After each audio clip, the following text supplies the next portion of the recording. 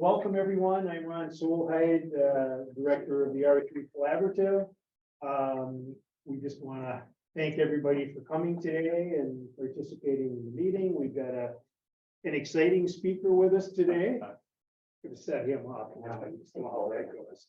But maybe we could open with a prayer, and since we always pick on the last guy who's in here, Pastor Hibison, could maybe start us off. Father God, thank you for this time today.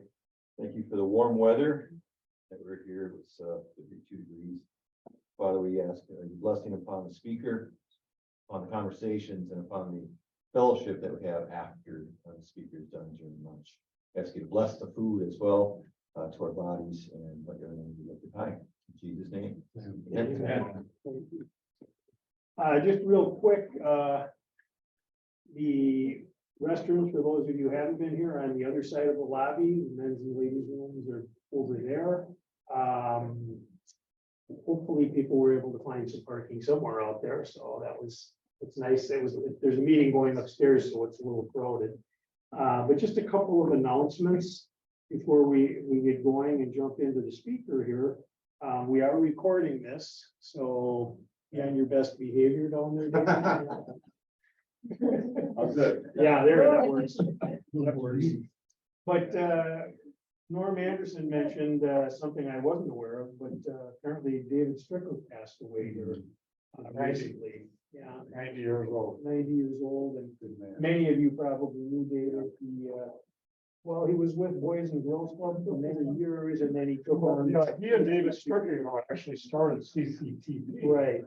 Which then became merged, kind of formed into R3 Yeah. years ago. Yeah. I was there, yeah. Okay. And we used to meet in the Adelson and Peterson boardroom in Seattle Park. Yeah. And then we overflowed that. But David continued with CCTV. And he was born on the day that the banks failed, which was March 1, 1933. So March of this year, I connected with him and he turned 90. Wow, that day. So Yeah. and he was an inspiration. Yeah. To all of us. So he did a lot of great work, touched a lot of lives. So keep me in your thoughts and your prayers, please. His family. 2-3 weeks ago now. What's recent? Another announcement, and I think we'll let Bob explain this one. Bob Mader with Glory Bound. There's some things coming up, some events coming up in July, picnic and whatnot. There's a family picnic. And then there is a golf tournament, Okay. August 14th. And so I'll have the brochures and stuff for that. Okay, great. And then the picnic really it's for families or anybody that wants to come, but I can tell them like where they're going to go. Okay. Anybody that's hungry? Anyone that's hungry. Anyone that's hungry, they can go up. We are going to have a light lunch after the meeting today and fellowship lunch, and so we've got some beverages and we've got some food coming, and that's kind of our agenda for today. So our speaker is this young man here at the head of the table, Chris Day. A lot of people have difficulty pronouncing that last name because of how it's spelled. It doesn't look anything like it, but just by way of a little history, I knew Chris's father, Denny Day, who was one of the managers at Department of Corrections when I started there many years ago. Yeah. And wonderful man, wonderful caring individual. I know, he passed some years ago now, so he's missed by his family, his wife, and and all that knew him, because he really was a really, what would you say, just really good guy, nice man, big heart, absolutely. But life is funny. Now we have Chris, who's taken over some of those duties from his father, and Chris is with Amicus VOA. He's been there for 16 years, and his heart was really started with Amicus there, and we had a nice visit before this meeting. And so I'm going to turn it over to Chris and let him give a little information. But before we do that, we're going to go around the table, and if you would like to give your name, the organization you're with, that would be helpful for Chris. to get things started, and if you've got an announcement or something, we can get it in at this time, so that would work out really well. Conservative. I'm gonna start, yeah, she wasn't the last one here, so, but go Right. ahead, go ahead. I'm just introducing myself. Yes. So I'm Marianne Rightful. I work over at Minnesota Adult Teen Challenge at PCRS. During the season. My name is Dan Sheppy, I'm the Director of Outreach for Minnesota Adult Teen Challenge. My name is Erica Miller. I volunteer inside of Park City with Business Academy and we work out of house. I'm Matthew Emerson, Director of Social Services in Minnesota, a foundation that provides resources for women in crisis and housing in Minneapolis. My name is Trista Quedisco and I work at Citizen Housing Services. I also mentored at Teen Challenge before. And my organization I work with isn't faith-based, but it is something that I definitely want to look into in the future. I'm Mary Moss, and I'm navigating brain. Where are you again? What was your name again? It looks vaguely familiar. Mary Cardinal Peterson, presently hanging around. John, Mary, and David, and Dan, Matthew, and Ron, with Rain and. And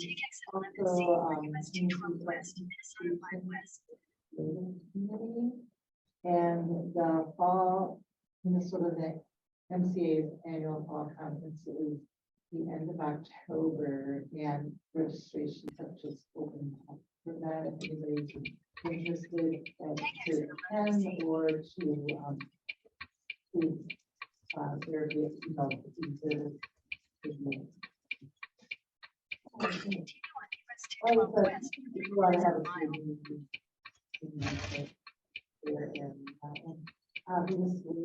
Hi. I was just gonna say, I was in a meeting with the USC on Tuesday and your name came up. Oh, that's Rebecca scary. Pratsky and Sandy Hand and I were. I don't remember how we navigated your name, but your name came up. It's good to see you. Yeah. John Henderson, founder of Rain Homes. I have the privilege of serving on the R3 board. Just glad to be alive. David Springer with Rain Homes. Sarah Raymond, I'm with People Incorporated, and we have the Crash Integrated Support Program, and in my personal life, I am a Justice Ambassador for this fellowship.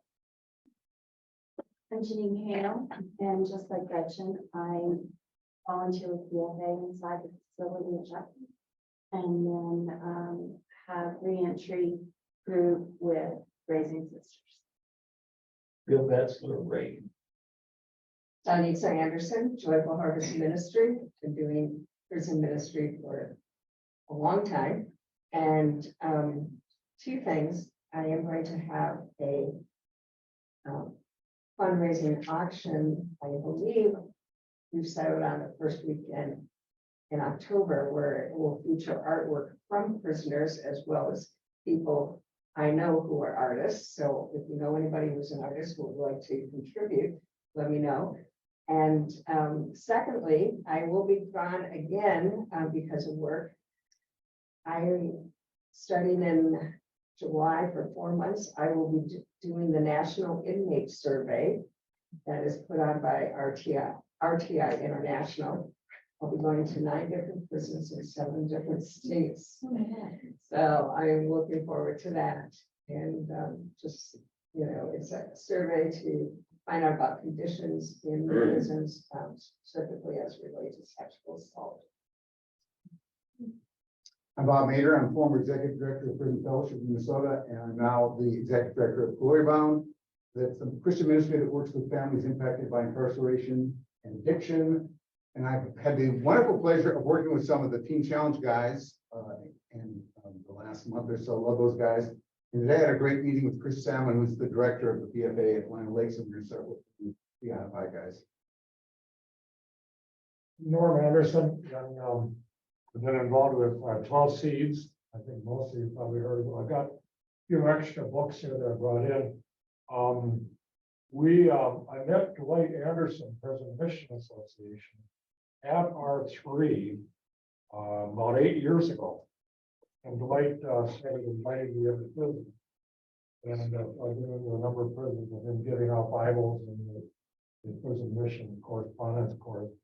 And 12 feet of care. We got several different books. One of the books that we did was a workbook we did in conjunction with R3. And but Dwight is out of town today. So I wanted to come here anyway, so I guess you let me in. And I'm a volunteer with Dwight now, with the Mission Association. We're continuing to publish the materials. Norma, say wonderful brother in Christ. I'm so happy to have seen him for all these years. Yeah, we haven't seen each other. Oh, you, David. Pastor David Hiddison, New Life of Christ Ministry, it's a discipleship reentry ministry out in North Wright County. I also, since there's any CARS members here, CARS Minnesota, the prison ministry, we're active in federal prisons, and hopefully soon the state prison will open up to other people. And also our 3 board members. Thank you, everyone. Remember that. That's what he was doing when he got hired in that. Yeah, he was. He was working with Jeff. Oh, yeah. And Tom. Boston. Yeah. Sure. And then John McClagan. Yeah. All right. Yeah. Oh, yeah. All right. Like Ron had said, my name is Chris Day. It's spelled D-O-E-G-E. Actually, I have some cards if people want it at the end. I can pass on my card. People don't do that much anymore. I know, but I have a handful of cards. It's good to see some of the familiar faces. Thank you so much for having me here today. Like Ron said, I've known him about 16 years. I've been married 16 years. Mary and I worked together for many, many years. Until 3 years ago, 2 years ago now. Mary Cardinal, when she was out at Lionel Lakes, you had me in a handful of times to speak to the men you were working with out there. And of course, I've known John Henderson probably just as long. So I have been with Amicus since 2006 or so. How many people here were familiar with Amicus? A lot, a little. So it's been around since 1967. I got my start at Amicus when I was between jobs. So I had a long career with the post office and got burned out from that and was looking for an opportunity that would bring me a little more fulfilling kind of fulfillment in terms of who I am as a person. And in no small part because of what my father did and the kind of work he did and his approach to his work with the Department of Corrections. I had some connections. So at that time, the woman that was running Amicus, and I'll get to Amicus's history here briefly, but I want to give you a kind of set the table as how I came to this kind of work, was a woman named Louise Wolfgram, who was the CEO of Amicus since 1971. We got her started in 1967. She was a good friend of my father's, both professionally and in a personal life. And then there was another gentleman named Jay Lindgren, who was a career corrections official who had done time Department of Corrections out in the eastern United States. I think he's in Texas. I think he was in Texas for a while. He was the vice president, was a friend of my father's as well. So I called up Louise in the summer of 2006 and said, I have some time. What can I do? What can I volunteer? And at that time, they didn't have any positions open and they said they needed somebody to answer phones. So I said, sure, I'll come down and answer phones. We were officed out of downtown Minneapolis. We've been down there almost 40 years at that time. And so I actually started at Amicus volunteering and answering phones. With another gentleman who some people may know, but anybody know Jason Soul? All right, so Jason Soul and I, we split our times at the front desk answering phones. He went on to get his master's and his PhD. I went on to get hired and having a job at Amicus. Not too long after that, though, a position opened up with Amicus, and Jay offered me that position. It was a program called Minnesota Circles of Support and Accountability. I don't know if you remember that, the Department of Corrections was doing a little work looking at a very specific needs of a population of sex offenders, level 2 sex offenders, and approach to that.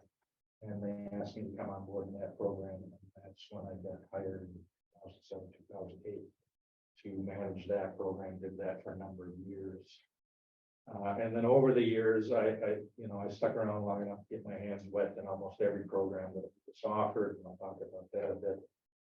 In 2013, then when Louise Wolfram retired, I was named the Director of Reentry Services, really in place of her and her retirement. How we come to be associated with Volunteers of America is the board was left with a big task of replacing Louise, who really, I would argue, is the reason we exist. And our mission and our programming is because of Louise. So the board was left with a big hole to fill, and they hired a consulting firm. And through that process, they were looking perhaps for another leader, another CEO, or another nonprofit that's mission oriented, that's very complementary to the work we do. Through that, they found the DOA of Minnesota. It's now the DOA of Minnesota, Wisconsin, who's been in reentry line of work as long, if not longer, than Amicus, through some reentry centers in Roseville and South Minneapolis, primarily with what's Bureau of Prison inmates. They're actually still inmates. So we merged in 2013 with DOA. Technically, we dissolved and then we were brought into DOA, but we kept our program name because of our long history and the programs that we run. We named will be the service. So if I'm speaking too fast, please let me know. And at any time, if you have a question, ask it in the moment, please. If you're anything like me, if I wait till the end, I'll have forgotten what I wanted to ask. Interrupt anytime. Amicus's history got its start in 1967 by two gentlemen, Ted Herman, who was doing time in Stillwater Prison. He was a lawyer. I think he swindled a bunch of money, got caught, convicted, and sentenced to the Department of Corrections for 36 months or something like that. At that time, an article was written either in the Star or the Tribune. I don't think they were together at that time, but one of them wrote an article about his experience. And in that article, they touched on his disconnect community, which is a pretty universal, as we all know, pretty universal experience for men and women that are incarcerated. They either immediately or over time have a complete disconnect to anybody outside the walls. And Neil Riley, who at that time was a lawyer as well, and later became a Hennepin County Court judge, read that article. And while he didn't know Ted personally, the idea of that disconnect spoke to him. His faith spoke to him in that I was incarcerated and you came visit. I don't know what verse that is.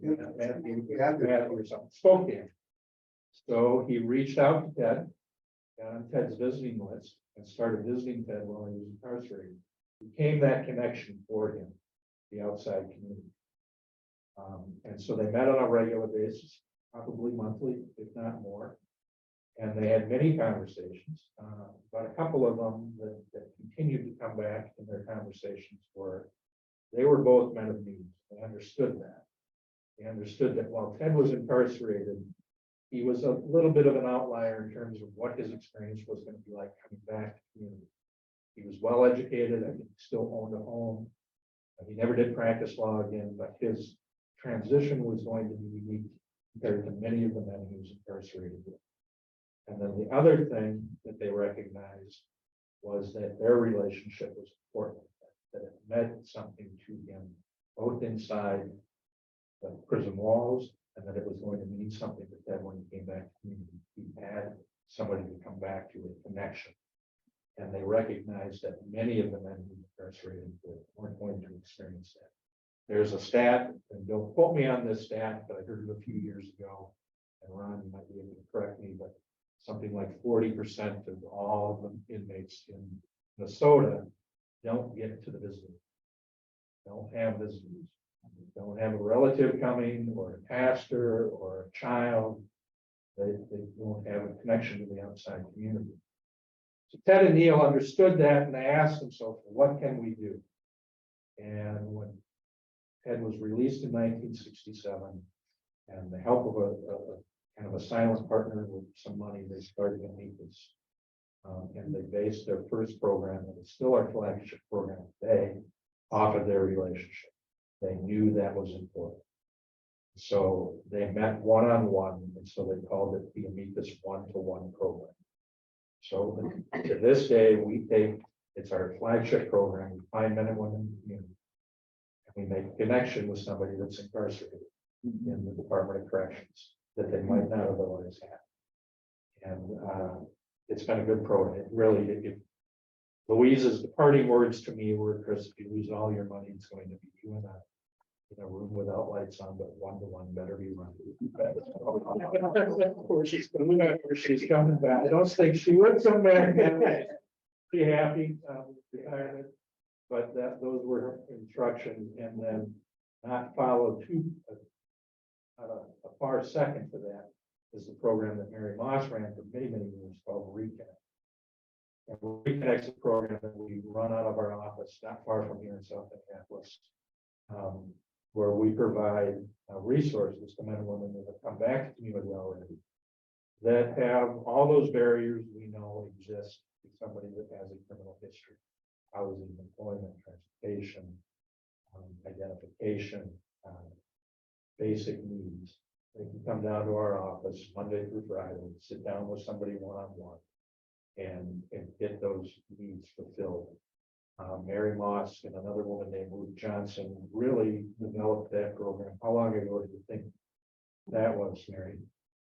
We were still in about the square building. Yeah, Late 90s. late 90s, yeah, 96, 97, somewhere in there. And so that program has been running since then.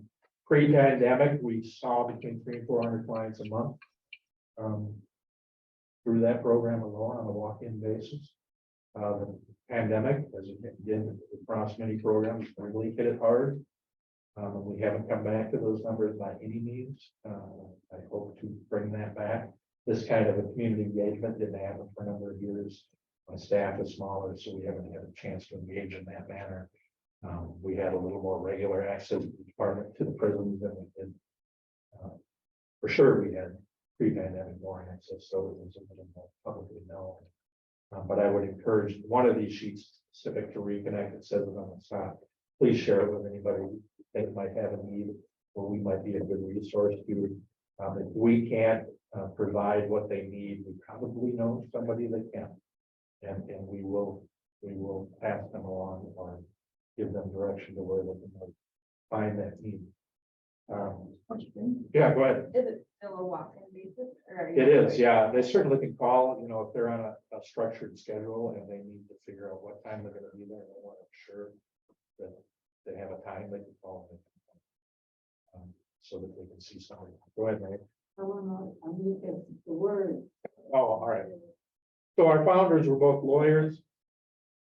And there is, depending on what part of the country you're from, as I understand it, there's a document called an Amicus brief or an Amicus brief, which is a friend of the court or a supporting argument to whatever argument you're making. I think, I don't know, but it's Latin for friend. So the two of them became friends. So when they were thinking about what they might name their nonprofit, they named it Amicus. And we really, that's at the core of not just our one-to-one program, but relationship building, because at the core of any kind of program that we've had over the years, we start with, does it meet the need of a relationship of a certain capacity that is meaningful and helpful to the individuals involved? So they recognize that their relationship was key to their success, both as friends, but to Ted's transition back to community.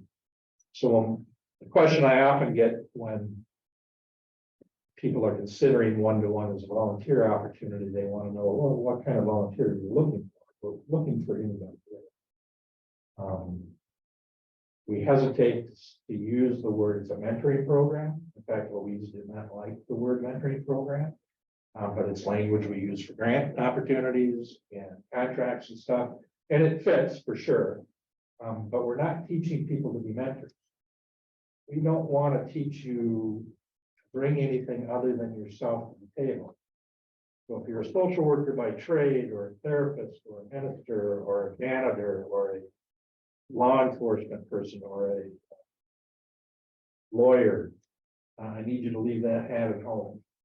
And meet the individual that you're going to meet, get to know you as that individual, and for them to get to know that person. And start out as level of playing field as possible. It won't ever be level, because somebody's had their freedoms and their liberties removed, and the person has those freedoms and those liberties. But we want to get it as close as possible. We do not come from a faith approach, but we celebrate all faiths. So when we're considering a match, and matches aren't first come, first served, there's a pretty intensive interview process. We put both the volunteer and the participant through. And one of the things that might stand out is their faith. So if the inmate tells me, you know, my faith is a big part of who I am, part of what keeps me together, then that's who I'm going to try and find out and ask them to celebrate that together. But it might be their hate of the twins, or the disgust with the Vikings. That might be the thing that makes this connection. A lot of those. Yeah. So, you know, we're getting to know both individuals as well as we can, and we're looking for something that stands out. And we think this might be a good match, and then we'll make that connection. And it'll either work well or it doesn't. If it doesn't, we try again. If both parties are willing, we might try with 2 different people. But go ahead. Oh, I'm sorry. See that, sorry. Thank you, Matt. So we asked for a year's commitment of at least 1 visit a month of our volunteers through the 1-to-1 program. People can visit more often than that if they'd like, for sure. And people that are enthusiastic and excited about the opportunity, I love that. I'll often say, oh, I have the time. I'll go twice a week. I kind of caution because that becomes a lot. That sneaks up on you in a hurry. That once a month will sneak up on you in a hurry. What we want is some confidence that the person can commit to at least that one visit. Because what has the great part of the success is that consistent regular visit. It allows for a relationship to grow. One of the things in any walk of life is a development of trust. And one example or demonstration of trust is I will come to you and I'll come on a regular basis. Then we know other things happen well from there. And we've had relationships last greater than 30 years. People that have been connected for more than 30 years. And then anywhere as short as 6 to 8 months. Really the whole spectrum in between. At any given time, we have about 200 active matches somewhere in the Department of Corrections and then out in the community as well. For women that are off paper, will you consider them? I mean, we'll certainly work with them, not through the 1-to-1 program. Key to the 1-to-1 program is this establishment of the relationship pre-release. I'm but- sorry, what I meant was, Yeah. would you consider them to be mentors? Oh, yeah, absolutely. There is a hitch from the Department of Corrections that men and women that want to get on a visitor's list need to be 2 years removed from paper. Can't think of a time where we've gotten an exception. We may have argued at one time, but I can't think. Certainly, if we think it's worth the argument to petition the state to waive that opportunity, we will. Really, the only 2 requirements we have, one is Department of Corrections need to give an off paper at least 2 years, and then we look for 2 years of demonstrated sobriety if you struggle with chemical dependency or alcoholism. We want some demonstrated sobriety.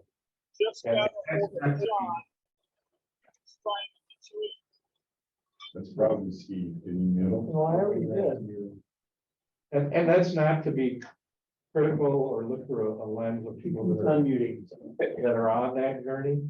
One of the things we try to be cognizant of is both the individuals that were claiming as a volunteer that they might not be triggered or relapsed by virtue of their relationship with somebody, or they bring a sense of We're looking for some closure to maybe an experience or trauma they have, and for whatever reason they think that, and maybe they've been a victim of a crime and they're looking for an avenue to find closure, and they think, well, I'm going to befriend somebody.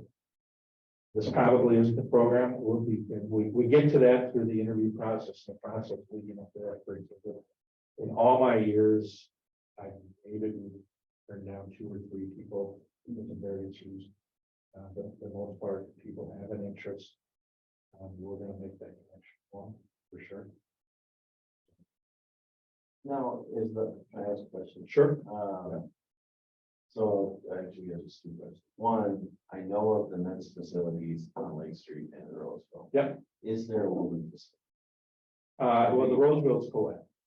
Okay. So we have, it's actually the old Ramsey County Woodview Detention Would Center. you- But it was- At one time it was an actual detention center, so it's set up that we can control the movement of the residents there, so the women are downstairs. And then, when volunteers come in, do they specifically work with the residents of the VOA facilities, or do they? Yes, so a little distinction there. When I'm talking about the Amicus 1-to-1 program, that's a program that operates exclusively in partnership with the Department of Corrections. Kind of a formal partnership, but we provide that service to men and women who are still incarcerated in a state.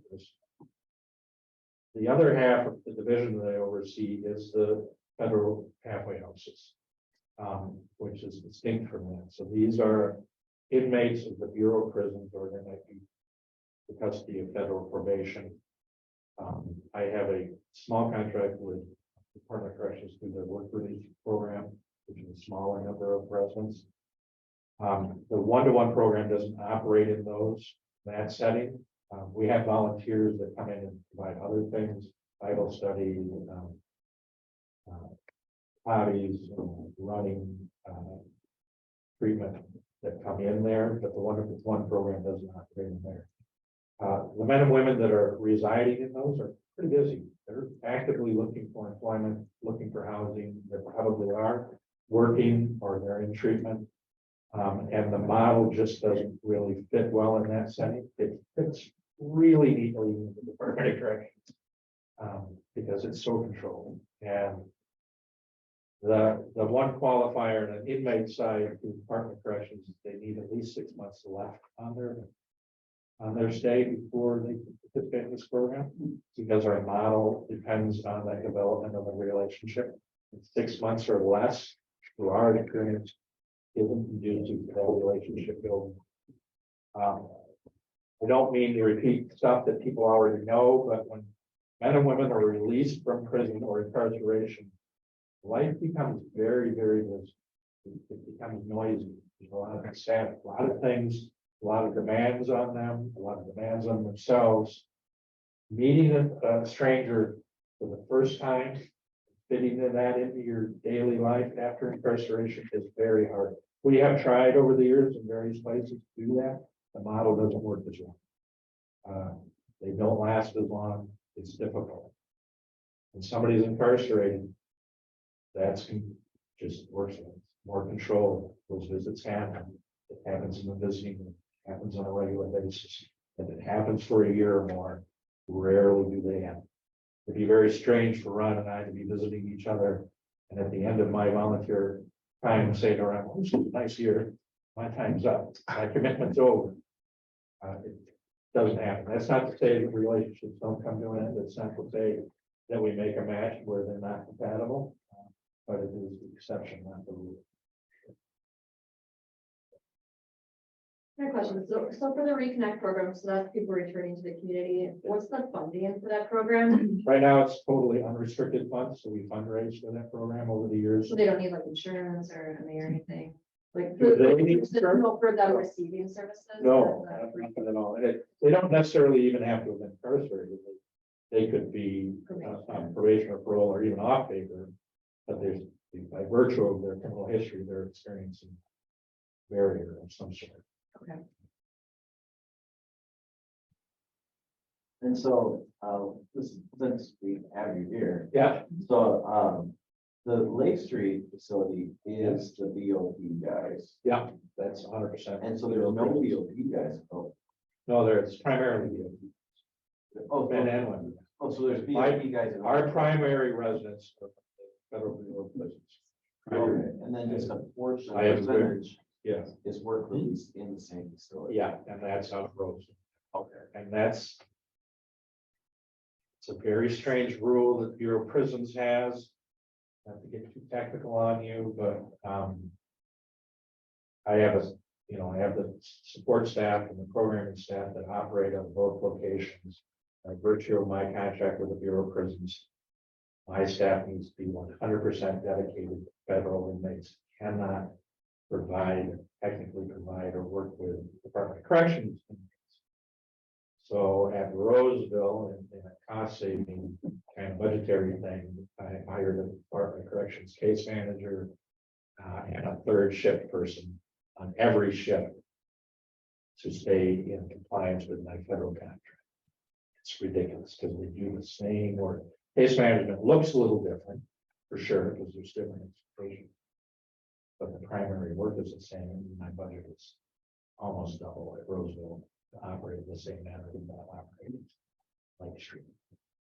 Try to get that changed, but the Bureau doesn't want to change. So the staff that go through locations are paid staff, they're not volunteer. No, they're paid staff. Okay. Thank you. Yeah, you're welcome. No, that's fine. A great question. It's confusing for sure. I came to, so I was director of Amicus Management Programming in 2013 and did that for a number of years. And I had a director who oversaw both reentry centers on Amicus, and I worked for him, two of them are him. Carl. And when Carl left, the DOA asked me to step in interimly as director of the tire division.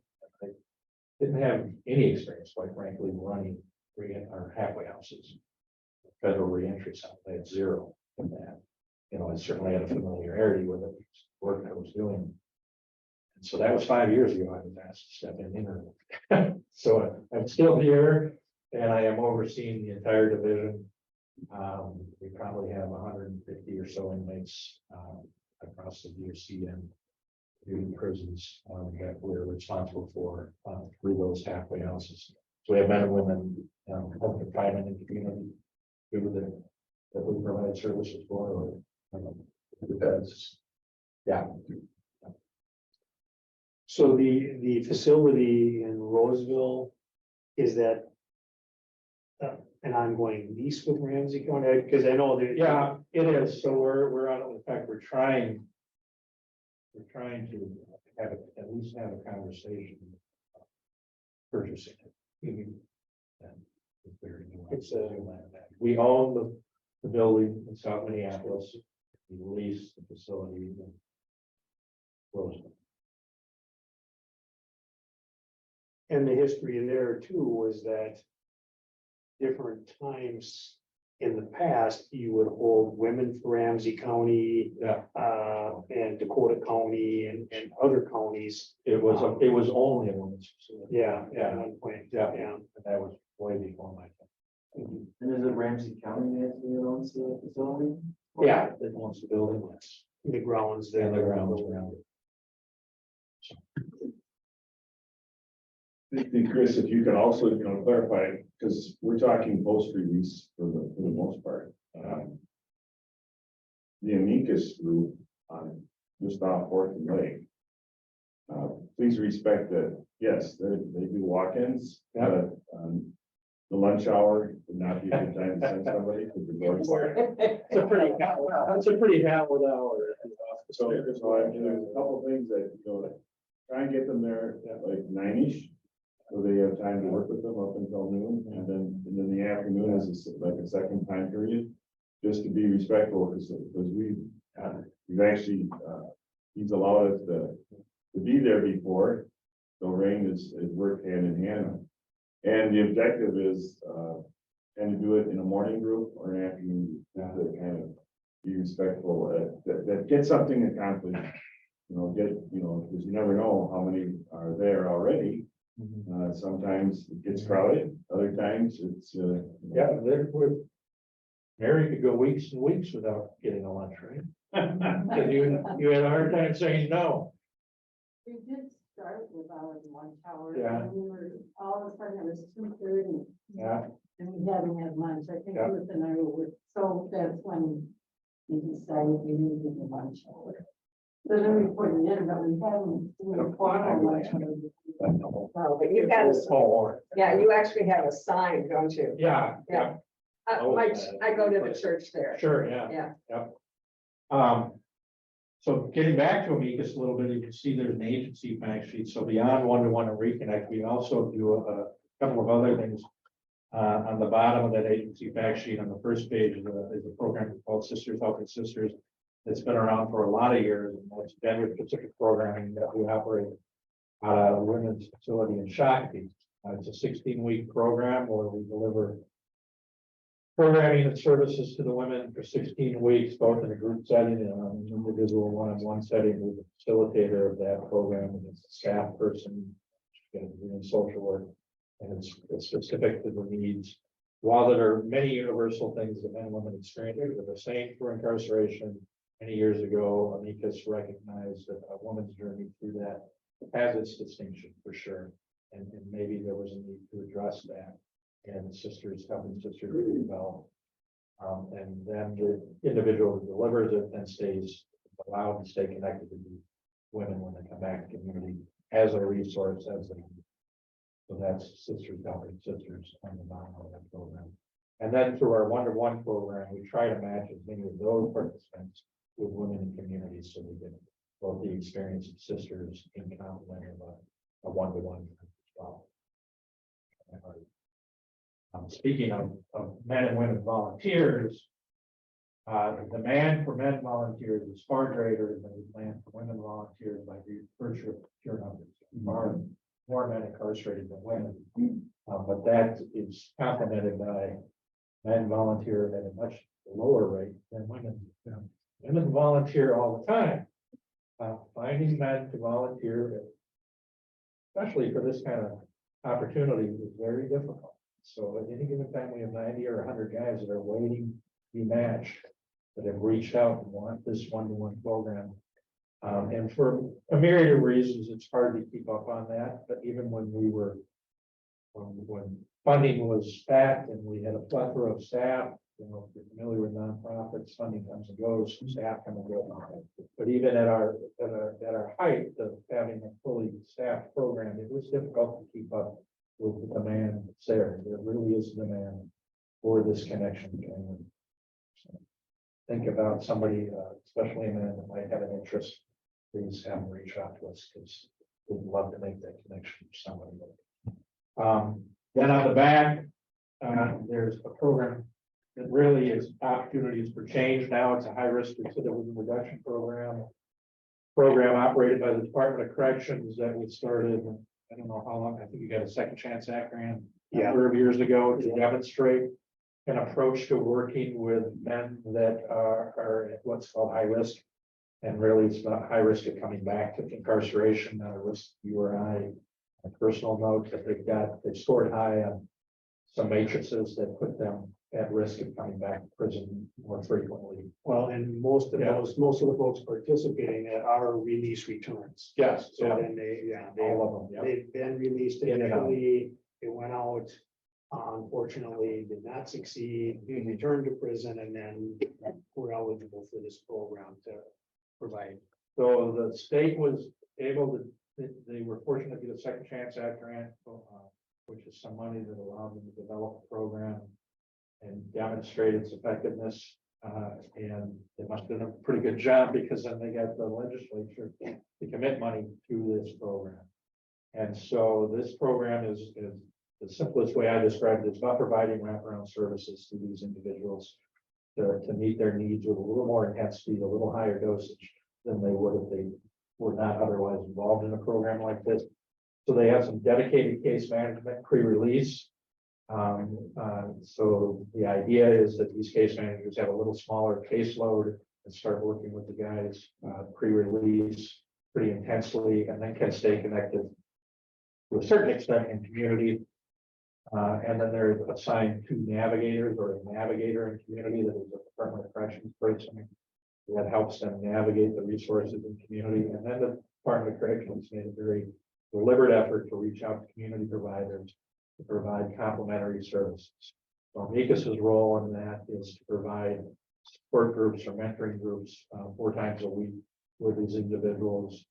And as we can try to match them with mentors. Again, we're learning that it's not just relearning, but we're relearning. It's a little more difficult to find volunteers for this kind of program and make that match, but we have a handful of very dedicated volunteers that are currently involved. And I would encourage anybody, that if I, like anything, if I can get somebody in the door for that first group, then that really sells. If I can get somebody to come join us in group, meet the people we're working with, that really sells it. It's been proving to be a little more difficult. Very quick question. Some years ago, I heard that the recidivism rate was 30% within the first 5 years. Is that still a It's number? Right, it's right around 37. It's Yeah, kind of- the recidivism rate hasn't really budged one way or the other. It's like, it's Yeah. about, it's in the high 30s. Yeah, and it's usually a 3-year measurement. Yeah. We have, as you might understand,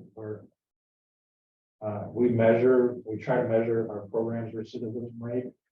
A simple example of that is 1-to-1 has historically had our participants in our 1-to-1 program. Recidivism rate is covered right around 7% or less, which I own and I love, but I get fallen on it. So I love to write it into grants and I love to write that, we can demonstrate that those that are participating in the 1-to-1 program recidivated at a much lower rate than the general population of individuals being released. The qualifier for that is that the men and women that show an interest in our program already have a vested interest in their well-being. And this isn't the only program they're participating. They're generally connected to faith programs. They're generally in treatment. They're generally in industry. They're generally in education.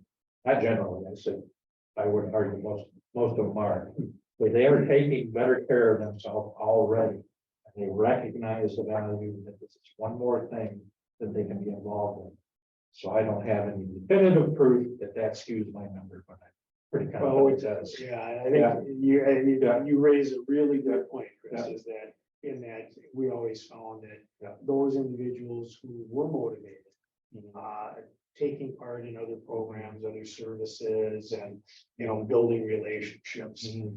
Certainly their recidivism risk was reduced by virtue of that activity on their part, that behavior. When we looked at the higher risk, like the O4C group that you're working with, the Opportunities for Change group, the recidivism rate, if you look at that specifically, you will see that was higher than the general population. So that figure in the 30, I think it was 31-32%, that was just overall population. But then you really have to kind of drill down into it to look at, okay, who are these individuals? What is their actual risk? But one of the things that you talked about earlier on was that issue of people not receiving visitors. Up to 40% of the individuals in state prison do not have visitors coming in. Nobody's on their visiting list, or if they are, nobody shows up. The Department of Corrections did do a study, which is still on their website. The success rate for people who are visited even once while they're in prison is greater than those who have no visitors. They have that outside connection. One of the funny things, so they listed visits from family, friends, the pastor, whoever, even once had an impact. The only individual that had no impact or a negative impact was ex-spouse. That was the only, I don't know. We're going to prison. I think it notes that in there somewhere. I think and so the main factor was it had to be a positive close interaction as opposed to, hey, you gotta sign this paperwork. So there is empirical evidence that those visits matter. Getting to that visiting room matters. Having a close social I mean, we know it from anything, that's, yeah, part of the idea behind this Opportunities for Change program is introducing a consistent basis, a pro-social environment, for people that otherwise don't have it. And getting them to recognize the value. of that. So, Well, I think I had, one guy last year and 3 guys this year that had Joe for C interaction. Yeah. As they came in. And I will say, they had so much energy around them for C. Yeah. It was a qualifier, so Yeah. I was an L for C. Yeah, Yeah. oh, yeah, I really enjoyed that energy and I think about those guys and had to spend a lot more time communicating with them about things and it's just really interesting and it can be, as a population to work with, I'll be honest, it's frustrating for sure. I don't know what our numbers look like, honestly, it feels frustrating, but I can also say in all my years of working with men and women in this line of work, and I've done a lot of things. One of the things I enjoy the most is facilitating a group in any capacity. I get it. I'd argue I'm very good at it. I get a lot in return from as a facilitator. These guys are no exception. I love and I run 2 of the groups on Mondays and Tuesdays. I love coming together with these guys. And they've got all of the barriers united. And they have their biggest barrier for sure is themselves. But they have everything else in complement of their own barrier. But when it works and it works well and you see change for however brief time, however deep, I like it. I want to say one more thing about this. Every single one of them says to me, I want to do what you do. Yeah. Every Yeah. single one. Every Yeah. single Yeah, it is. I hear that a lot, and not just through oversee, but oftentimes when we used to have transition periods on a regular basis, which I find that this or department's able to go back to. And if anybody's been to a transition fair, like correctional facilities, all of us inside, so the guys can meet face to face with the resources that are on the outside. And one of the things I would often hear is, I want to start a program just like you, people that were just like me, and deliver that in community. And I always caution them, because I say, well, look around, here's your competition. That is, I commend you and I will support you in a positive way, but I will be candid with you. That's not easy. Let's start here first. And then work towards that as a goal for sure. I have a question. It says you work with juveniles. Our program doesn't, Yeah. but we have people we're working with, ASCO family members that are Yeah. just impacted. Yeah. What's the best way to, because we're always looking for resources to refer. So when I sat down and passed these out this morning, I picked myself because I printed an old copy. We no longer have juvenile programming. We Okay. did for many years. I'm sorry, I was reading that it was passed out and I hit print on an old copy. But we used to do work with adjudicated girls out of Hennepin and Ramsey County. Okay. And we haven't for a number of years, the funding disappeared for that. But we just do for sure. Okay. If somebody has a family, and they have kids that have a need that perhaps we can help them with, certainly help them reach out to us. Oh, I got a question about the office. Yeah. So is your main office on Main Street? My office is, so Amicus operates out of. No. Well, the main Amicus office is 1 block south of Lake Street on 4th Avenue. Okay. The Lake Street facility is a closed, secured facility for the residents there. You can't just walk in there. And neither can you close it. But the Amicus office is open to the public. That should be the address. Yeah, and there's a parking. 41 back. Yeah.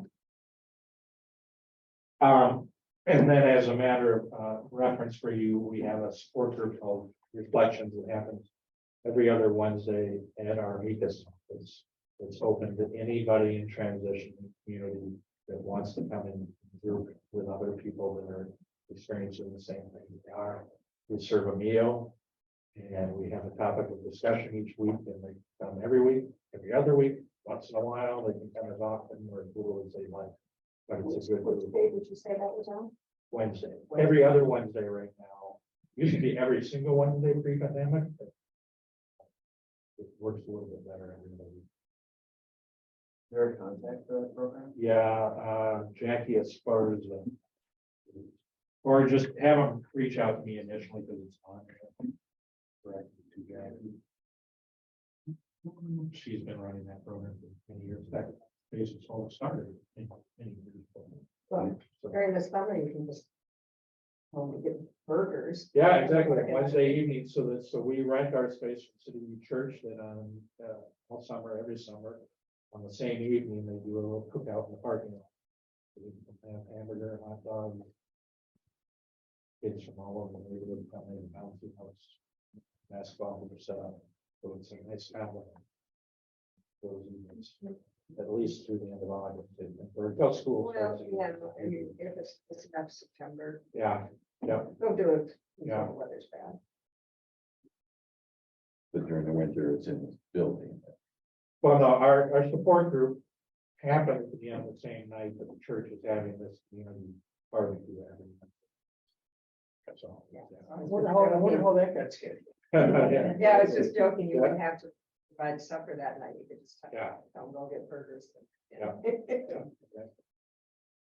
might not be Pastor Wall, but maybe Fire Base. You're talking about the burger? That's not, no, that's Pastor Wall. Brendan that puts it on, organizes it, yeah.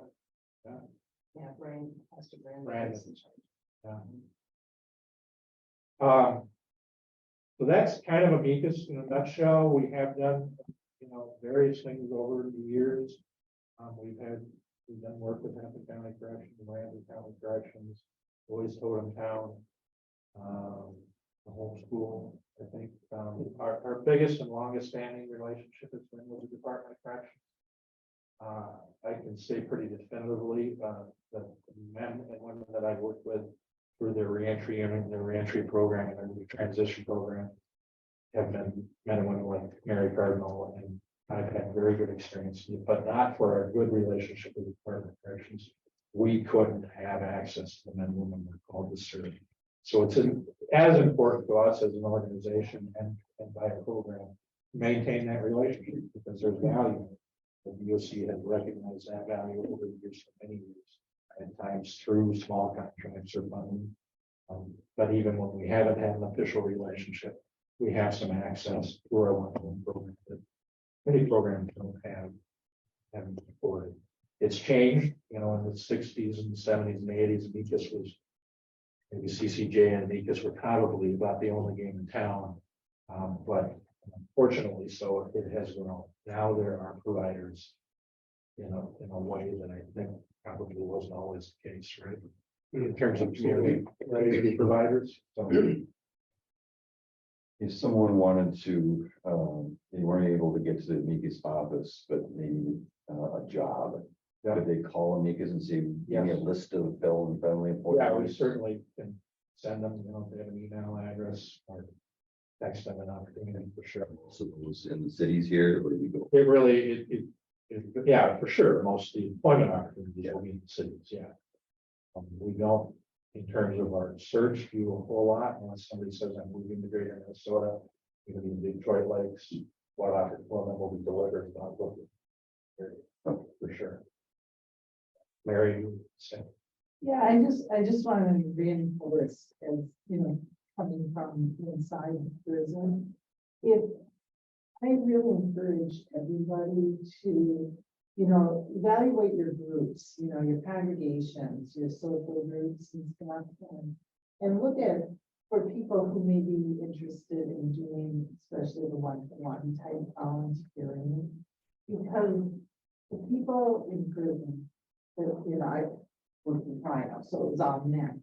But the guys who really are serious about wanting to have a healthier life, but they don't have support in the community, are really hungry for somebody to help them get through. If you just pause and think about all the changes in our society over the last dozen years, guys who have been locked up, or, you take a person out of society for 2 years, look at how fast things have changed. And when you're going out to know healthy support, it is immensely scary. And then they end up going into survival mode. And that's what causes the technical violations that have been stuck in the revolving door. And on the other hand, flip side of my coin, my great uncle and still currently his son were, I think, one-to-one volunteers. And for them, they found it a great grounding, because getting involved in a relationship with a person who has become involved in the criminal justice system, it's a fine line, and the grace of God is very present, and that was something that they realized. That was important for them. There's an author and a public figure by the name of Brian Stevens. He talks, I saw an interview with him. So he does work with people on death row. And he calling his path to the line of work he's in. I think he was interning or he was getting his law degree, and he was asked to go visit an inmate on death row and capture that person's story. And he says, essentially, and I'm paraphrasing, if but not for that moment, my proximity to that person, sitting across the table from that person, I might not have otherwise known my passion. Now, that's a big example, but it had to do with meeting that person face to face. That's the beauty of this one-to-one program. We will put you face to face with somebody you might not have any familiarity with what it means to be in corrections. But reentry, the term reentry means, except for what you're being fed through the news or media. If I can get you to that first visit, I'm pretty confident things are going to go well from there. It's that first visit that sells it better than I can just talk about it. So, and that's about proximity. It's about putting yourself close to something you have an interest in. So, I could talk all day about this. I know it's 12:10 and food has arrived, but I'm going to stick around. I'm happy to answer any questions.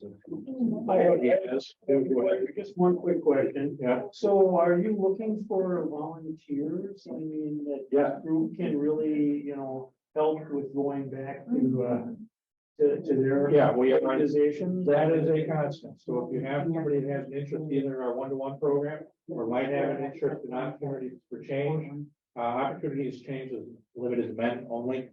Because it's men that get served right now. Whispers about women, but right now it's just men. Both those programs we have a need for volunteers. Please have them contact me. And we will make that connection and see what's a good fit for them. So. Did everyone get the information? Hang on. Yeah. And share it broadly. Yeah. Chris, it was great.